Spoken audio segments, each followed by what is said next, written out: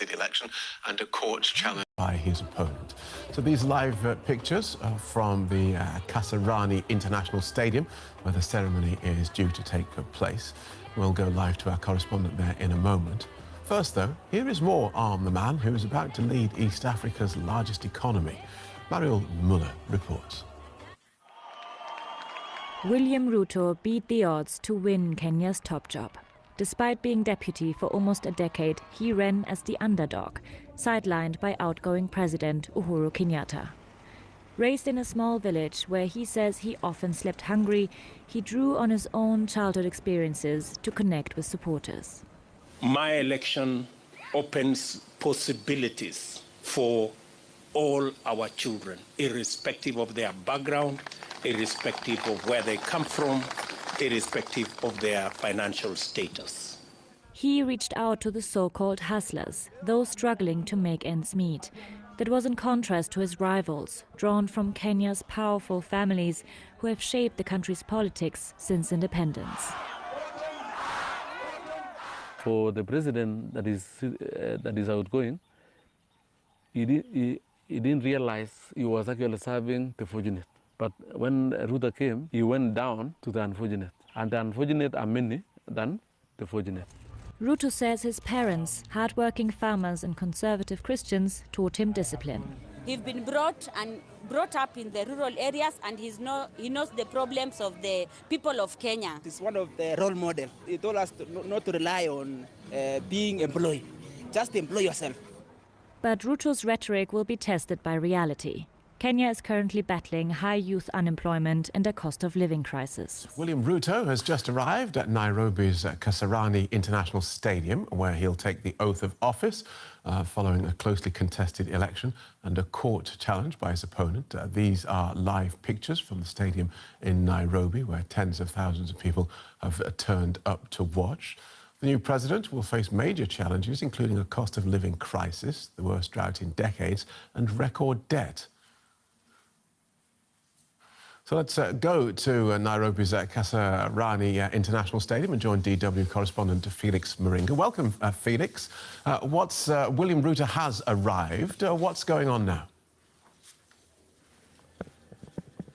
Hi, Phil. So, yes, William Ruto has arrived. President Uhuru Kenyatta, the outgoing president, has also just walked into the stadium. The national anthem has just been playing, and any moment from now, there'll just be a little bit of entertainment. Then we go to the main activity of the day, which is the swearing in of William Ruto and his deputy. Right, and these were contested elections and fought over the results, but people seem now to be quite happy with the results. That seems quite a celebratory atmosphere there.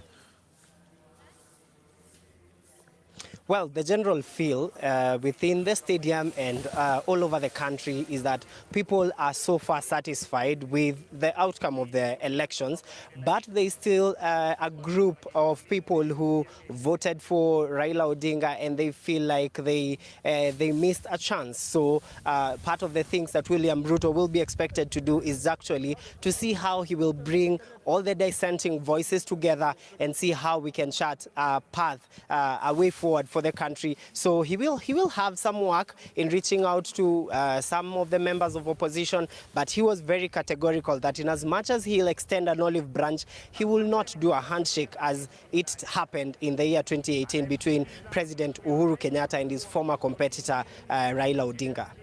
And as you've been speaking, we're just looking at pictures of the outgoing president, Mr. Kenyatta, just leaving the podium, being marched out. The new president will face huge challenges from day one. How is he likely to fare? Well, so far, William Ruto, as early as last week, he had started meeting with some of the outgoing cabinet secretaries. He met with some of the permanent secretaries in the various ministries of government, and he already started conversations on lowering the cost of living. In fact, on Sunday, during a church service, he said that immediately he's sworn in today, he will make some announcements on lowering the cost of food and lowering the cost of fertilizers, something that he he was very categorical during his campaigns that he would ensure that he lowers the cost of living. So from where he started on, we can say he started on a right foot, but it will just take a matter of time for us to know whether he will handle the situations that are facing Kenya. All right. Felix Moringa in Nairobi. Looks like the technology just failed at the end, but we get the gist. Thank you so much.